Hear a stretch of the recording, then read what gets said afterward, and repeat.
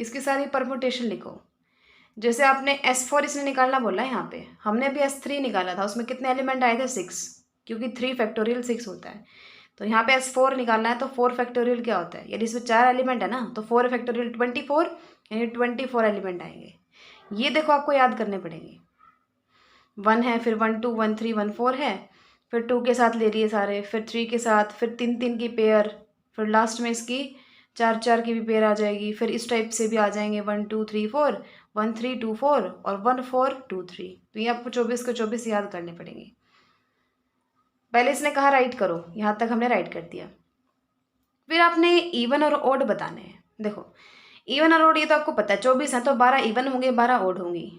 अब even permutation का मतलब क्या होता है, इसकी डेफिनेशन है कि कोई भी परमुटेशन इवन परमुटेशन होगी अगर आप इसको product of even number of transposition की फॉर्म में लिख सकते हो। यानी जैसे देखो इसको, ये जो हमारे पास थी ना पूरी की पूरा जो था ये परमुटेशन थी, इसको आप कितने ट्रांसपोजिशन की फॉर्म में लिख पाए, 1 2 3 4 एंड 5, 5 हुए ना। यानी ये कैसी परमुटेशन है, ओड परमुटेशन है। इसको आप कितनी ट्रांसपोजिशन की फॉर्म में लिख पाए, ट्रांसपोजिशन मतलब 2 की लेंथ का साइकिल, 1 2 3 4 5 6 7 8, 8 इवन नंबर है ना, तो ये परमुटेशन कैसी है, इवन परमुटेशन है। तो वही आपने वहाँ दिखाना है। अब जो 1 है, 1 को तो हमेशा ही इवन में ही लेके चलता है, जो सिंगल है ना उनको हमेशा ही इवन में लेके चलता है। अब हम बात करते हैं 1 2 3 की। इसको आप स्प्लिट करो, मैंने आपको बताया था स्प्लिट हम कैसे करते हैं, 1 3 ब्रैकेट के अंदर 1 3 और फिर अगली ब्रैकेट के अंदर 1 2। तो 2 की मल्टीप्लाई की फॉर्म में लिखा गया तो ये कैसी परमुटेशन है, इवन। ऐसे इसको 1 2 इंटू 1 3 लिख सकते हो, ये भी इवन है। सबको आप क्या कर सकते हो, किसकी फॉर्म में लिख सकते हो, किसकी मल्टीप्लिकेशन की फॉर्म में लिख सकते हो, इवन नंबर ऑफ ट्रांसपोजिशन के प्रोडक्ट की फॉर्म में। यहाँ तक हो गया।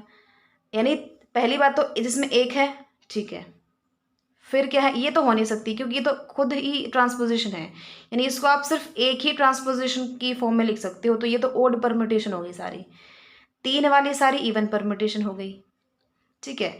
4 वाली सारी ओड परमुटेशन हो गई क्योंकि इसको ओपन करना 1 4 1 3 और 1 2, तो 3 की फॉर्म में लिखा गया, 3 की मल्टीप्लाई की फॉर्म में लिखा गया, तो ये कैसी है, ओड परमुटेशन है। अब लास्ट में ये 3 बच गई, अभी तो खुद ही 2 की मल्टीप्लिकेशन की फॉर्म में लिखी हुई है ना, तो ये 3 भी क्या है, इवन परमुटेशन है। तो एक तो सिंगल वाली, 3 ये बाद वाली, और एक ये 3 3 नंबर वाली है, जो ये टोटल 12 हो गई।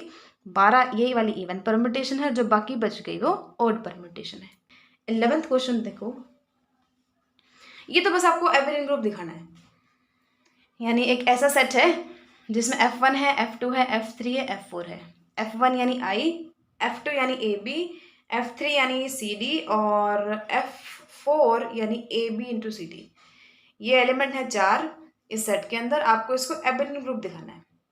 सबसे पहली तो आपको ये याद होना चाहिए कि कौन कौन सी प्रॉपर्टी होती हैं एबेलियन ग्रुप की। 5 होती हैं, closure property, associativity, existence of identity, existence of inverse, और लास्ट क्या होता है, कम्यूटेटिविटी। अब देखो ये सारा काम इसने सिर्फ क्लोजर प्रॉपर्टी के लिए किया हुआ है।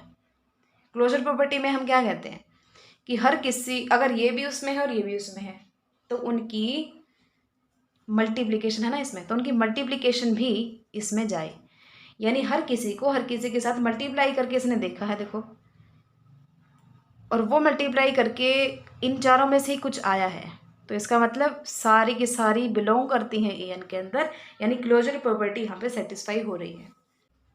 अब बाकी प्रॉपर्टीज़ को हम अलग अलग दिखाएं, उससे अच्छा है हम कंपोजिशन टेबल ही बना लेते हैं, उससे हमारा क्वेश्चन इजीली हो जाएगा। तो कंपोजिशन टेबल के लिए मल्टीप्लिकेशन लिखा, F1 F2 F3 F4, F1 F2 F3 F4। अब F1 को F1 के साथ मल्टीप्लाई करके क्या आएगा, F2 को F1 के साथ मल्टीप्लाई करके क्या आएगा, ये सब हमने पीछे निकालना है। अभी ये सारा हम निकाल चुके हैं, तो वैल्यूज़ रख दो सारी। अब हम देख रहे हैं सारी की सारी वैल्यूज़ उसमें से ही हैं, तो इसका मतलब क्लोजर प्रॉपर्टी सेटिस्फाइड। अच्छा, इनसे पता चल रहा है कि एसोसिएटिविटी को होल्ड करती है। इनसे ये पता चल रहा है कि F1 क्या है, आइडेंटिटी एलिमेंट है। F1 क्या था, कैपिटल I, तो ये आइडेंटिटी एलिमेंट है। अच्छा, हर एलिमेंट का इन्वर्स है, यानी F1 का इन्वर्स F1 है, F2 का इन्वर्स F2 है, F3 का इन्वर्स F3 है, F4 का इन्वर्स F4 है। ये इसने क्यों कहा? इन्वर्स का मतलब क्या होता है, यानी उस एलिमेंट की किसके साथ मल्टीप्लाई करें कि वो आइडेंटिटी के इक्वल आ जाए। अब परमुटेशंस के केस में मैंने आपको अभी बताया है कि किन्हीं भी दो की आपस में मल्टीप्लाई करोगे ना, वो आइडेंटिटी के इक्वल आएगा। यानी हर किसी की जो इन्वर्स है वो खुद ही है। F1 का खुद है वो, यानी F1 का इन्वर्स F1 है, F2 का इन्वर्स F2 है, F3 का इन्वर्स F3 है और F4 का इन्वर्स F4। अच्छा जी, लास्ट होता है हमारा कम्यूटेटिविटी। उसके लिए हम क्या करते हैं कि कोरस्पॉन्डिंग रोज, देखो ये फर्स्ट रो और फर्स्ट कॉलम सेम है, सेकंड कॉलम और सेकंड रो सेम है, थर्ड कॉलम और थर्ड रो सेम है, फोर्थ कॉलम और फोर्थ रो सेम है, यानी कोरस्पॉन्डिंग रोज और कॉलम सेम है तो कंपोजिशन कम्यूटेटिव है। पांचों की पांचों प्रॉपर्टी सेटिस्फाइड, तो ये कैसा है, एबेलियन ग्रुप है जिसका ऑर्डर है 4। लास्ट एग्जाम्पल, 12th एग्जाम्पल, और बहुत ही ज़्यादा इजी है। आपने S3 का सेंटर निकालना है, तो पहले तो S3 लिख लो, 6 एलिमेंट थे इसमें, S3 थर्ड एग्जाम्पल में जो हमने निकाला था, इसका सेंटर निकालना है। सेंटर मतलब इन 6 में से सेंटर में कौन कौन आएगा, यानी इनमें से ऐसा कौन सा साइकिल है जो हर किसी के साथ मल्टीप्लाई करने पे कम्यूटेटिविटी को सेटिस्फाई करेगा, है ना। सेंटर में कौन आते हैं, वो सारे एलिमेंट जो S3 के हर एलिमेंट के साथ कम्यूट करें। तो आइडेंटिटी एलिमेंट तो हमेशा सबके साथ कम्यूट करता है, तो ये आइडेंटिटी है, इसलिए ये आइडेंटिटी तो हमेशा ही सेंटर में जाएगा ही जाएगा, है ना। ये आइडेंटिटी है ना स्त्री की। अब आइडेंटिटी तो हर किसी के साथ कम्यूट करता है, यानी 2 into 1 कर लो या 1 into 2 कर लो, आइडेंटिटी के साथ तो कोई दिक्कत नहीं है, आइडेंटिटी हमेशा सेंटर में जाता है। अब हम देखते हैं कि क्या कोई और इन पांचों में से है जो सेंटर में जाएगा।